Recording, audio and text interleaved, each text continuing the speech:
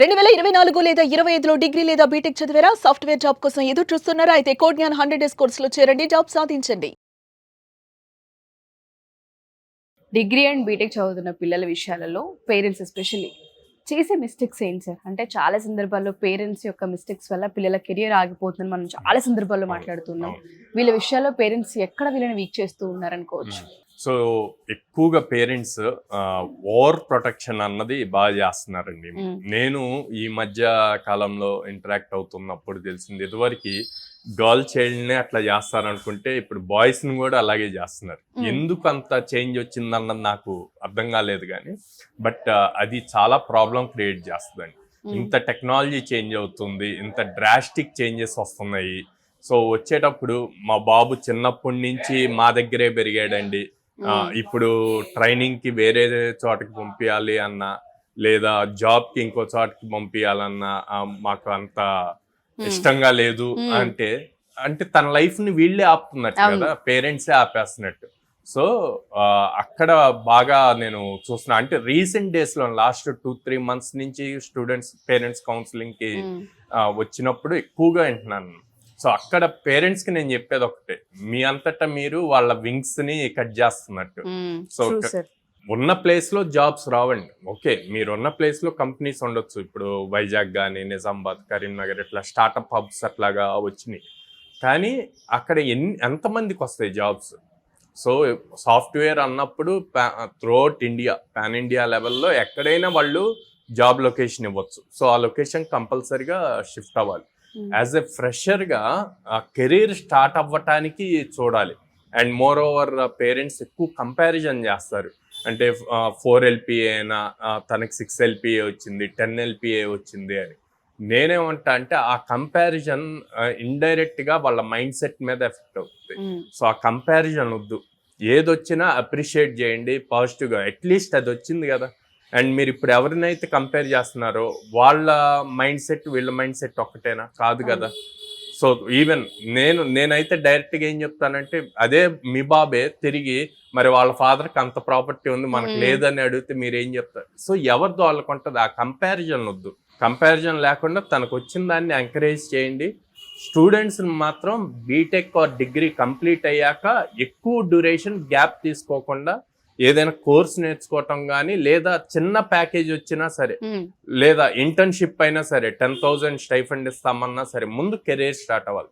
బయట మనం ఎంత నేర్చుకున్నా, కాలేజ్లో నేర్చుకున్నా, ఇన్స్టిట్యూట్లో నేర్చుకున్నా, ఇండస్ట్రీలోకి వెళ్ళి వర్క్ చేసింది చాలా డిఫరెన్స్ ఉంటుంది. సో పేరెంట్స్ ఇవి బాగా గుర్తుపెట్టుకోవాలనుకుంటాను. నెక్స్ట్ థింగ్ వచ్చేసి మార్క్స్ అని.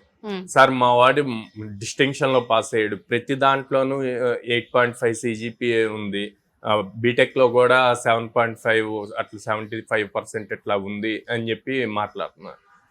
నేను చెప్తున్నా ఉందండి, ఓకే, తను అక్కడ చదివాడు, థియరిటికల్ చదివాడు, అక్కడ వచ్చిన ఎగ్జామ్ లో మార్క్స్ పర్సంటేజెస్ అన్ని థియరీ రాస్తే వచ్చింది. కానీ ఇక్కడ కంపెనీకి కావాల్సింది ప్రాక్టికల్ ఎక్స్పోజర్. ఎంత బాగా కోడ్ రాయగలడు, లాజిక్ ఎంత బాగా బిల్డ్ చేయగలడు అన్నది కావాలి. సో అది రాకపోతే గనక క్వాలిఫై అవ్వలేరు ఇంటర్వ్యూకి. ఇంటర్వ్యూని ఈజీగా క్రాక్ చేయలేరు.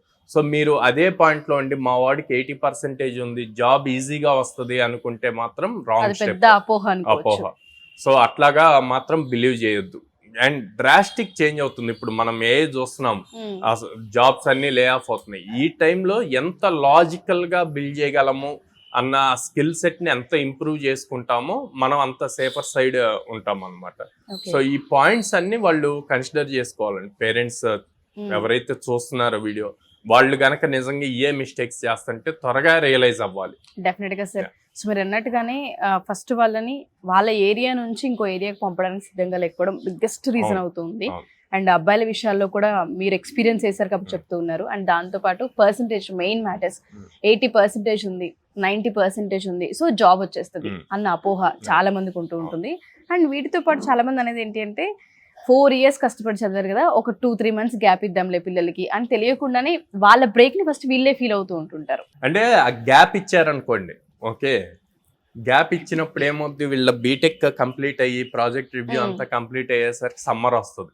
సో సమ్మర్ వచ్చేసరికి బేసిక్ గా పేరెంట్స్ ఏం ఆలోచిస్తారంటే ఎస్పెషల్లీ మన దగ్గర ఉన్న టెంపరేచర్స్ బేస్ చేసి 40-45 దాకా వెళ్తాయి కాబట్టి ఇంత ఎండలో ఎందుకు పంపించటము బయటికి, ఏదైనా అవుతుందేమో అన్న దాంట్లో ఉండి పంపించరు. సో అక్కడ 1 or 2 months అయిపోయింది. అండ్ ఆ 2 months సమ్మర్ అయ్యే లోపే మనకి రైనీ సీజన్ వస్తుంది. అది ఎట్లా వస్తది అన్నది తెలియదు. ఒకేసారి కుంభవృష్టి రావచ్చు, లేదా అసలు పడకపోవచ్చు.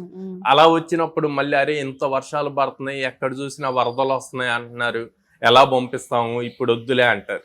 అట్లా ఆగస్ట్కి వస్తుంది. ఆగస్ట్ వచ్చేసరికి మళ్ళీ వినాయక చవితి వస్తుంది. ఓకే వినాయక చవితి చూసుకొని వెళ్తాడులే, ఊర్లో మనం వేస్తాం కదా పందిరి ప్రతి సంవత్సరం, ఈ సంవత్సరం కూడా వేస్తాం, బాబు లేకుండా ఎట్లాగ ఇంట్లో అని సెంటిమెంట్. అది చూసి అది అయిపోయాక పంపించాలి అనుకుంటారు. వాళ్ళు వస్తారు, వచ్చి చూసుకుంటారు. ఈ లోపు ఒకదానికోటి కంటిన్యూస్ గా తెలియకుండా వస్తుంది. అది 1 month 2 months అనుకుంది, దాదాపు 5-6 months డ్రాగ్ అవుతుంది అనమాట. సో తెలియకుండానే ఆ గ్యాప్ వచ్చాక తిను అప్పటి వరకు యాంగ్జైటీగా నేను ఏదో ఒకటి నేర్చుకోవాలి చెయ్యాలి అనుకున్నది స్లోగా డౌన్ అయిపోతూ ఉంటది. దాన్ని మళ్ళీ పికప్ చేయడానికి టైం పడుతుంది. సో అందుకే బీటెక్ అవ్వంగానే, ప్రాజెక్ట్ రివ్యూస్ అవ్వంగానే ఇమ్మీడియట్ గా జాబ్ లోకి వెళ్ళాలి అంటే దానికి కావాల్సిన స్కిల్ సెట్ నేర్చుకోవాలి, లేదా ఇంటర్వ్యూస్ కి అటెండ్ అవుతూ ఉండాలి. ఆ గ్యాప్ అన్నది తీసుకున్నారంటే ఆ గ్యాప్ అట్లాగే వెళ్ళిపోతూ ఉంటుంది.